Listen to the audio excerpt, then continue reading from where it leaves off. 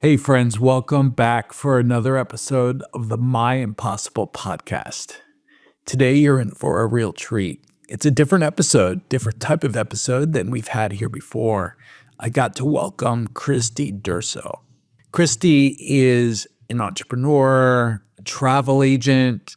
Her travel agency is called Incredible Memories.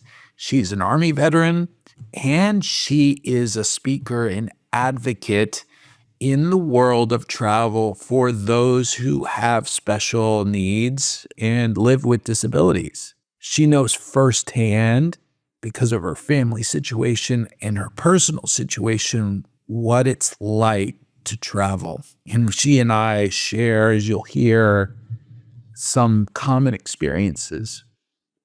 And she's bold. She makes bold invitations to all of us as we listen and start to think about who we are in the world, how we're engaging, whether we have a disability or not. I think you're really going to love this episode with Kristy Durso.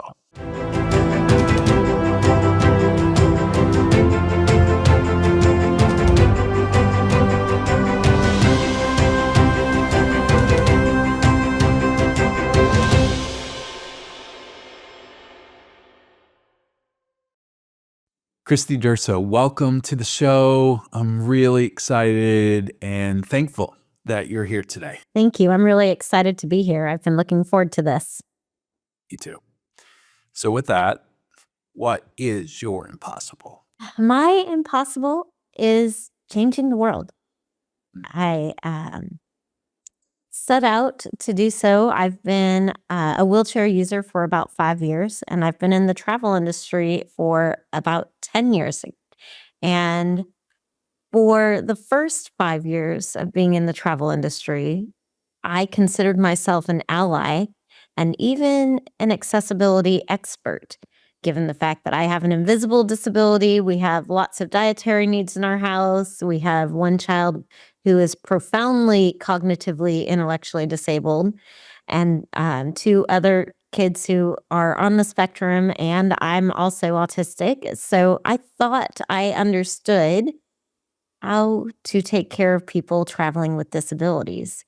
When I became a wheelchair user, though, I realized very, very quickly that I only understood one small section of accessibility. And so I began to study it from every angle possible and realized that as a whole, the travel industry has no idea what to do with us. They don't know how to market to us. They don't know how to accommodate us. They don't know how to even interact with us in a lot of ways. So my impossible is changing an entire industry so that they understand that people with disabilities are just like anybody else with just as many hopes and dreams, likes, dislikes, preferences, and needs. And we're not one size fit all. We have to be accommodated on an individual basis. Mm. It's interesting because when I asked you this question, you went to the macro. I did, yes. And you mentioned your disability and the challenges in your home, but you didn't go to your physical situation as your impossible. I'm just curious, why is that? Well, because my physical situation is just my reality. What I choose to do with that, how I choose to view it, how I choose to engage with that reality is the only thing I have control about. I can sit and look at my disability as my impossible, but is it really? Is my disability what limits me? No, it's really not. It's my own personal mindset and the mindset of those around me. So my impossible is changing other people's mindsets. It's not about my disability. My disability simply means that I'm not able to eat like other people, think like other people, or move like other people. But my disability doesn't mean I'm not able to dream. My disability is simply something that I live with on a day-to-day basis. It's part of who I am. It's not impossible. It's the most possible thing in the world. Whether I have a positive outlook or negative outlook on it, it's with me. So I might as well figure out how to be in peace with it and view it as just part of who I am and not something that's an obstacle in my life. Mm.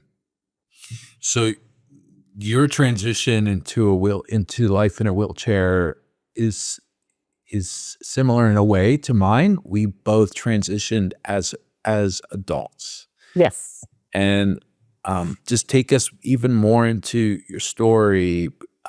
Around that time, 5 years ago, you said 5 years ago you transitioned to life in a wheelchair. What was that moment like when maybe that day the wheelchair rolled into the place where you picked it up, or the process? Take us into that, because clearly you have a unique mindset today, but just take us into the journey to the mindset that you have about your life and about your physical challenges. Well, to get you to where I began using a wheelchair, we need to back up quite a bit. I actually have a genetic disease. It's a connective tissue disease. I have 2 connective tissue disorders and 2 autoimmune diseases, and they've caused a lot of degeneration in my spine. We had no idea I had this growing up. My family just kind of considered me a whiny kid. I had chronic infections, didn't feel well, often had stomach issues. I was actually in the military and medically discharged from that because of my health. And at the ripe old age of 24, I got my first pacemaker. It was after that that I began struggling with walking. It would be quite painful to move. My hips would hurt so badly that it felt like somebody was driving a knife into them. And we had talked about the eventuality of me becoming a wheelchair user, mostly due to pain and a lack of mobility. What we didn't expect is what actually happened, which is I got up to walk from one side of our house to the other. And by the time I got there, my right side was numb. We've never been able to really pin down exactly what happened because I can't get an MRI. So it makes things a little bit interesting. I do get feeling back in my leg, but it's not dependable. I never know when it's going to go out again. My husband talks about the day I got my wheelchair with a lot of humor. He talks about seeing me just kind of zip by. We started with a walker because it was just one-sided, and I hated it. I was miserable. It was so slow, and I felt so old and broken with it. And it really reminded me of my worst pain days when I would have trouble moving at all. And our church at the time had a wheelchair they kept in their shed in case for emergencies if somebody needed it. So they gave that to me. My husband talks about doing the dishes at the house and just catching me out of the corner of his eyes, zipping back and forth, and finally turning around and looking at me and going, "What are you doing?" And I just looked back at him and I said, "I don't hurt. I can go as fast as I want and it doesn't hurt." And from that point, the eventuality we had been dreading became something that I celebrated. It brought a new kind of freedom to me that I wasn't able to do. And then as we continued, figured out how to roll one-handed so I could hold Ryan's hand with the other hand, and we just decided that to embrace that as part of our life. But it didn't take very long after that for me to realize that while I may be embracing it, the world around me had no idea what to do with it. People didn't look at me. They automatically assumed I couldn't do things. They would talk to the people around me. It was this whole new world of feeling discounted and overlooked. And I thought, you know what?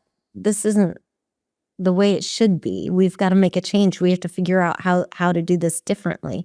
And so there was this whole evolutionary process of going from thinking I understood it to really getting to understand it, and then realizing that our current understanding as a society of what it means to have a disability really just needs to be shaken up, and we need to make some drastic changes. I, you and I have while our diseases and the reasons why the chair are different, wildly different, we have such a similar experience. And what's striking to me, I've never thought about it until this moment, that life was more impossible before the wheelchair than after the wheelchair. That was impossible. I mean, I was adamant I was not going to use a walker. So I used canes. I mean, the long and the short of that is in 2013, because I was stubborn. I broke my left leg, my tibia and fibula. So I so resonate with your experience, where I call my chair freedom. Yes. I mean, Absolutely. it is unabashed freedom. And so I love hearing our shared story in that in our experience of transitioning into life in a wheelchair. So take us back into your current impossible. You touched on it a little bit as you talked about your own experience of people's engagement with you or lack of engagement with you, and then even then taking it into your vocational life of leading a travel company. Take us now into the challenges that do feel sometimes literally. Now, granted, I know that you see nothing as impossible, but there are times I can imagine facing the behemoth of the travel industry where it literally feels like this is impossible. You know, I say all the time we're moving mountains, and we really are. This is an impossible task if you look at it without perspective. If you look at it as we need to change the world from the way it is now to where it's actually accessible, and you look at it as a whole project, it's easy to be completely overwhelmed by it. Um, you have to break it down into the little pieces, and that's what I've been trying to do for the last couple years. When I first started trying to educate others on accessibility and reframe the way our industry looks at accessibility, I felt like I was just spitting in the wind. It was this constant talking and maybe getting lip service back. You're right, we should do something, and nothing happening. For the first 2 years of it, I felt just so discouraged and so lost in it because I couldn't get anyone to listen. But I kept going, and I think I took kind of a different approach than a lot of people, where instead of focusing on all the negatives, when I would partner with people, I would talk to them about, okay, you're on the right track. Let's work together and let's see what we can do to improve it so that more people can come, with a more positive approach, and posting things on my social media posts where instead of focusing on just, saying this hotel has the mirrors wrong, I'd post a picture of just my forehead and say something silly like, if my makeup's a mess today, mind your own business. This is all I can see. And I wouldn't list the property and I wouldn't list any details about it, just kind of something to make people chuckle and think. I think the hardest part about the work that I do is figuring out a way to connect with people who don't know that they need to care. And once you can do that, once you can connect with them and get them to think about it a little bit differently, where you're not turning them off by shaming them and you're not turning them off by just giving them a list, but just shifting their mindset a little bit. It changes it from that impossible feeling to we have hope. And for them, helping them overcome, well, gosh, there's so much work to do. I don't even know where to begin. It's too overwhelming. I can't do it. To going, it's okay. We're moving mountains. It seems impossible, but you do it stone by stone. It doesn't matter if it takes us 1,000 years to do it. The world took longer than that to get to the point where it is today. So let's just keep moving stone by stone. I think that's one of the most critical parts to me is it doesn't have to be completed. I can leave this project unfinished and ready for the next generation to pick up. I think for me, that mindset of shifting from I have to accomplish this humongous task to I have to accomplish my piece of this task and pass it down for others to do and continue the good work and help them to see that it's just a shift in perspective has really been quite life changing. Mm. Well, that I have so many questions about that, but the one thing that comes to mind that I do all the time is I just take it on myself and I just say I'm going to make it work. The or the lack of accessibility. Someone just, this isn't a travel situation, but somebody just invited us to their house, and I asked, "Do you have steps to get in?" And they said, "Oh, I forgot." And there's part of me that just wants to say, I'll make it work. that I'll just make this situation work. And so, and say what you will about whether I should or shouldn't do that, but maybe that is the question: is we as disabled folks, those that are whatever wheelchair users or just have challenges of a sort, we so many times subservient us, if that's the right word, but we also we say, well, I'll take it on myself. I'll figure it out. I will figure it out. With the I'm going to mirror, I'll apologize just for taking up space. Yeah. with the mirror, I'll just figure it out. I'll use a hand mirror. Don't worry about the fact that on the mirror on the vanity, I can only see my forehead.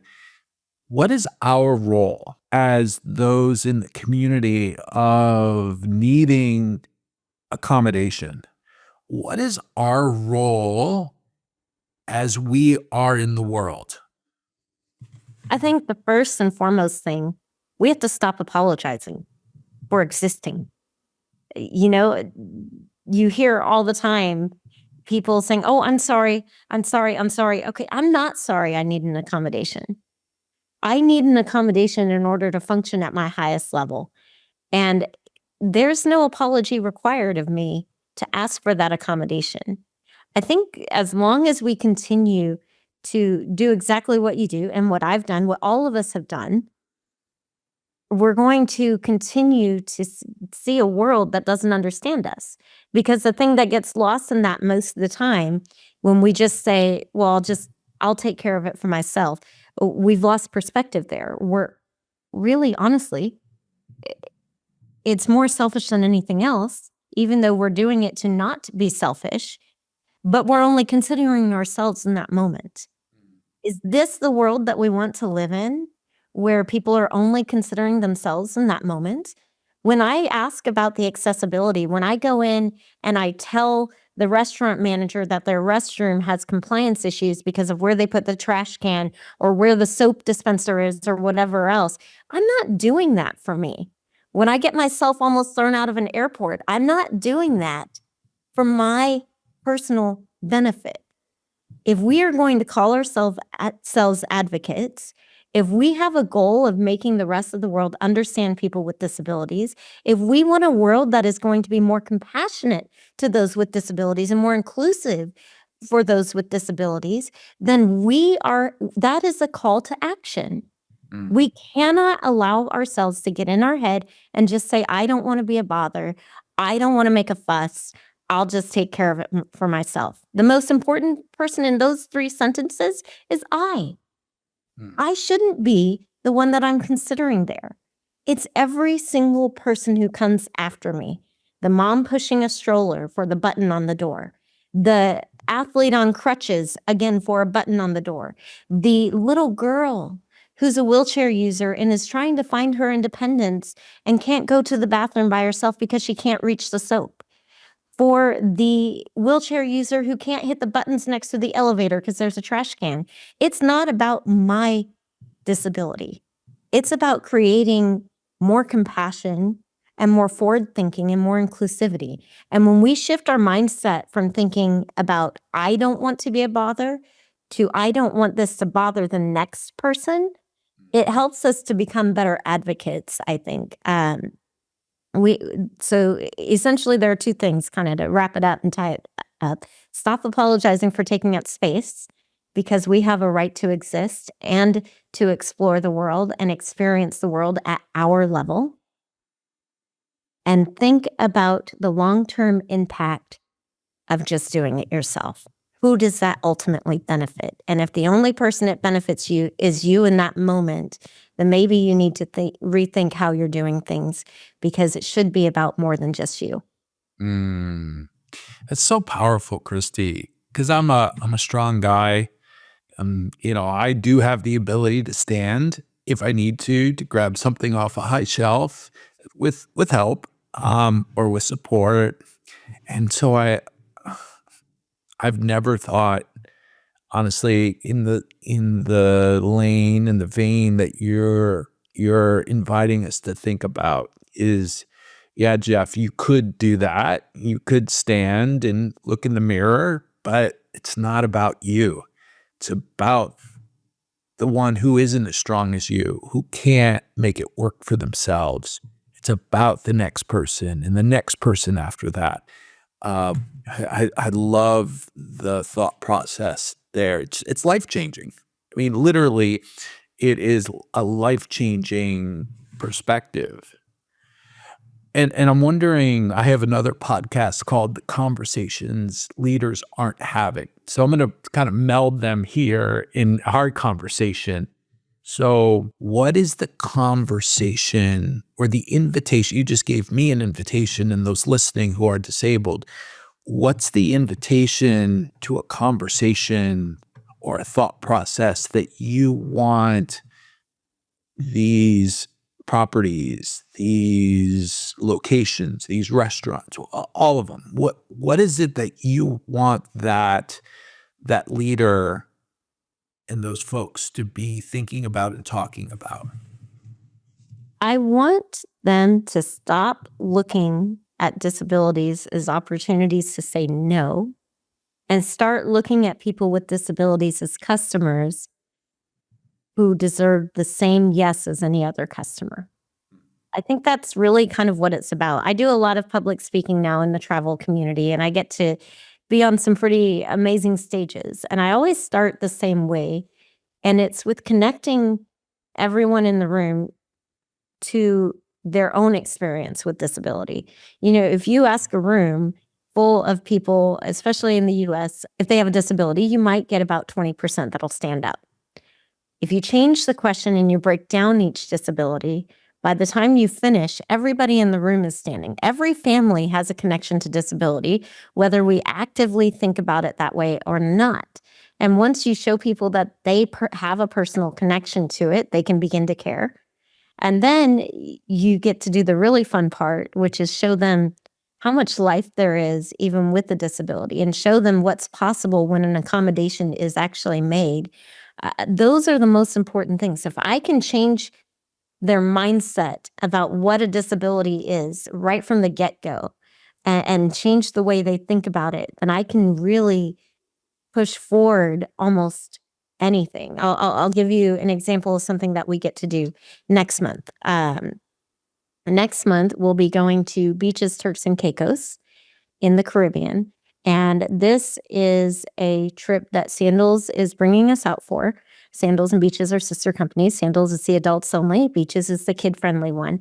They have been autism certified for years, and I would say they're one of the most accessible resorts in the Caribbean. Unfortunately, that's not really saying much since there's not great accessibility in the Caribbean. However, they've made a solid effort over the last few years. And this is one of those companies where I actually had the opportunity to speak directly with Adam Stewart, who is the owner of the company. It's still a family-owned brand, and he's the owner, and then he has all of his team below him. And I got to have a conversation about accessibility with him and change the way he thought of it. And they've made some really significant changes since then.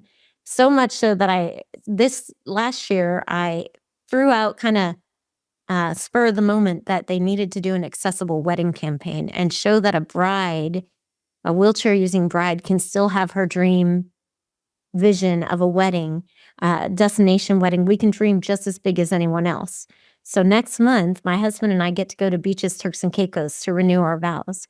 Now, had we not started this, had we not pushed this, had we not changed that perspective with Mr. Stewart 4 years ago, we wouldn't be doing this. It all starts with that shift in perspective. The most important thing we can do is just get people thinking about it differently. Once you do that, you can really accomplish anything with getting them to see why we need to do it differently, why accessibility should be pursued in a different manner. I don't know if that really answers your question. It did. And I'm wondering again, because hopefully there's lots of people who are going to listen to this episode, disabled, not disabled, everywhere in between. What's the conversation that, whether it's Mr. Stewart or another executive owner, that they're starting to have with their teams? Because it's great if he has a big heart and a great vision, But if his front desk personnel is not on the same wavelength, it really doesn't matter what he thinks. Absolutely. I agree 100%. And that, that's been one of the hard parts because people don't expect a whole lot when you first come rolling, do they? They kind of are going to write you off. They don't see, they're not used to seeing it. And, I'm going to go off on another tangent here. That's not something that can really be held against people without disabilities. You can't hold them to that. I want you to think about when we were children. And if you ever saw somebody who had a limb difference, or you saw somebody who was a wheelchair user or had scarring from a fire or whatever, and as a child, your desire is to look at it and explore the curiosity of that child. But what did your parents say when you did that? Oh, don't look. Don't look.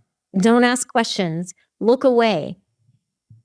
Think about the internal effect. It had the exact opposite impact of what our parents intended. They intended that to be kind, respectful.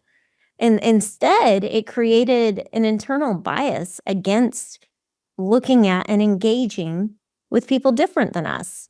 It created an internal bias of being unapproachable. So is why am I, as an adult, now going to engage with somebody who has a disability when I was taught as a child that it was rude, inconsiderate, and that it was shameful? When you instill those qualities into a child, you instill those ideas into a child, you carry them through to adulthood, and it makes sense why we have that immediate bias against them. And that's what we're fighting against there. We've got to shatter that bias. And the way that I approach that is I show up anywhere and everywhere. You can't change the way people think about you if they don't see you.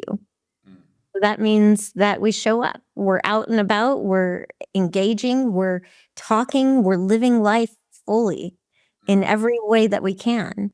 For better or worse, when we are out there and engaged in life, we have an audience. We have the opportunity to show anybody who's there with us that life is worth living, and it's not worth living only if you can walk, only if you can see, only if you can hear. It's worth living for anybody. We all have our own stuff to overcome. Every single person has their impossible. But that impossible doesn't mean that life's not worth living. Whether it's you grew up poor, whether you grew up in an area where you couldn't explore beyond a few miles, it doesn't matter. There's still a way to fully engage in your life in that moment. And we have the responsibility to fully showcase that whenever we're out as advocates, as people trying to reshape the way people with disabilities are viewed. It's our responsibility to be out there living a fully engaged life so that others can see that, and it can reshape the way that they engage with other people with disabilities. Again, just the bells are ringing here, and on my side, I have for myself that my responsibility in being in this chair is to eliminate the stigma of being in the chair. And that when I hear little kids or see them whispering to their moms, "Why is he in the wheelchair?" I call them over and I say, do you want to know? Yeah, And I explain it to them on their level why I'm in a wheelchair. And absolutely. it is our responsibility, just like you were saying, talking before about in a different way, some of our responsibilities. I believe it's our responsibility to be in the world as you just described, and to remove the stigma of uh, disability, of whatever flavor and look and feel it might take on. Kristy, our phrase at my impossible is our possible. In this realm that we're talking about, who is the our? Because Kristy Durso is going to speak on stages and it's going to show up, but it really takes an hour to It take does. my impossible to be our possible. Who is your our? It's all of us. Every single person that I can get to come march along with me, it's all of us. Whether you can walk, whether you can see, whether you can hear, I don't care. If you believe that life is worth living for each and every person, then you're part of the hour possible. We can't change the world if only one person is moving the stones from the mountain. If we want to see that change, we won't be able to complete it all in our lifetime. But in order to see the impact we're having, it has to be as many of us as possible. The more we can unite and come together as a community, the more we can bring others in to that circle and reach and say, unite with me, let's go forward and do this, the better we're going to be. I've seen so much in the disability community with people who play the my disability is worse, mine is better, you're worse, I'm better. No, you can't say that. Yes, you can say, what if we set all of that aside and instead focused in on the goals? What if instead of nitpicking and leveling up, doing the comparison game, which never leads to good, it's the thief of joy, whether you're comparing good or bad. What if we stopped doing that and instead said every person deserves to be treated with dignity and respect? Every individual deserves to be able to make the decisions on how much they want to participate. Those decisions should not be made for them, whether it's on a personal bias, a physical barrier, or a language barrier or communication barrier of other sorts. Every person deserves to be able to embrace life. That message is for everybody. It's not just for people with disabilities. So our impossible is really for anyone who believes that the world is meant to be shared. Mm. Who is that? I'm going to call it a big fish. But right now you just gave all of us an invitation. And who is the big fish that you are currently going after, or maybe you're already engaged with, to carry a big rock on this moving of a mountain?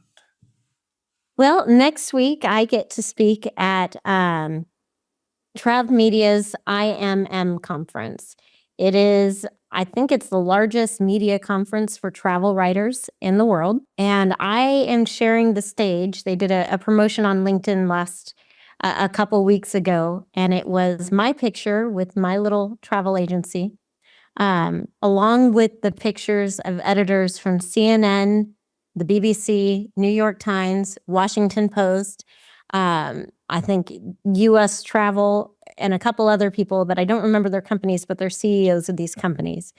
I want to be a voice and get this published in mainstream news articles where it's not a subplot, it's not a sub article, it's not a little crammed into page 36, but where we're talking about accessibility and inclusion on the front page of mainstream news, in mainstream business meetings, in mainstream destinations. I want to go to the travel conferences in the next 2 years and see that the PR departments have decided that the 27% of the population that has a disability is worth representing. So I feel like this is a trickle down. So once we get, because some of this is getting the cities and the tourism boards, they're invested in this. Once we get them invested, the city is now invested with the mayor. So there's this huge trickle down effect by starting with the media and then starting with the visitors bureaus of these different countries, different counties, different states, et cetera.